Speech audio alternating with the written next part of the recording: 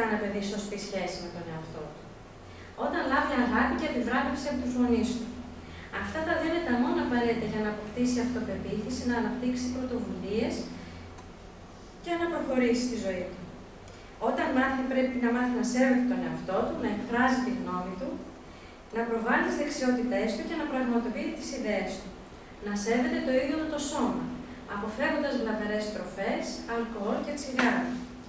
Η λανθασμένη σχέση που έχουν τα παιδιά με τον εαυτό τους οδηγεί σε διατροφικές παρεκτροπές που είναι πολύ γνωστές στις μέρες μας, όπως είναι η νευρική ανορεξία, όπου αδύνατα κορίτσια θέλουν να δυνατήσουν ακόμη περισσότερο, θεωρώντας ότι είναι παχουλά και έχοντας χαμηλή αυτοπεποίθηση. Η σχέση του παιδιού με τους άλλους θα επηρεάσει το συναίσθημά του.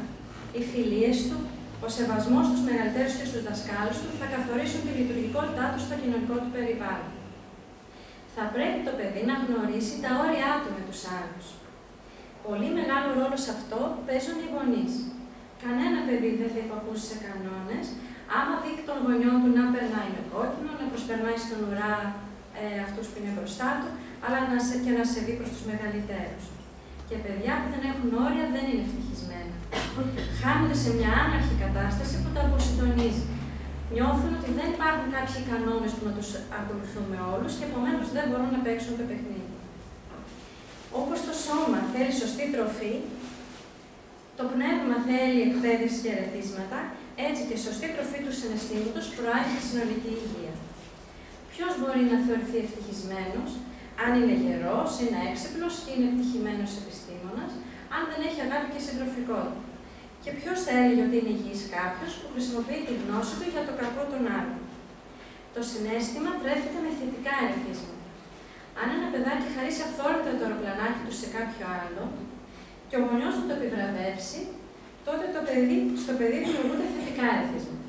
Αποκτά αμέσως αυτοπεποίθηση ότι έκανε κάτι σωστό και απολαμβάνει τη συντροφικότητα. Έχει φτιάξει ένα φίλο. Αν ο γονιός όμως του πει είσαι βλάκας, δεν έπρεπε να το δώσεις, τότε αλλάζουν τα πράγματα. Το παιδί πιστεύει ότι πρέπει να κατέχει περισσότερο από τους άλλους, ότι δεν κάνει να μοιραζόμαστε και ότι αυτό που έκανε αυθόρμητα ήταν οπωσδήποτε λάθος. Το παιδί που θα μάθει να μην σέβεται το διπλανό του και να τον υποσχεδίζει, μπορεί να φαίνεται ότι προσωρινά τα καταφέρνει. Μακροπρόθεσμα όμως θα μείνει μόνο του. Δεν θα λάβει αγάπη, δεν έχει εμπιστοσύνη στους άλλους και σταδιακά δημιουργείται αυτή η ανταγωνιστική κοινωνία που ξέρουμε.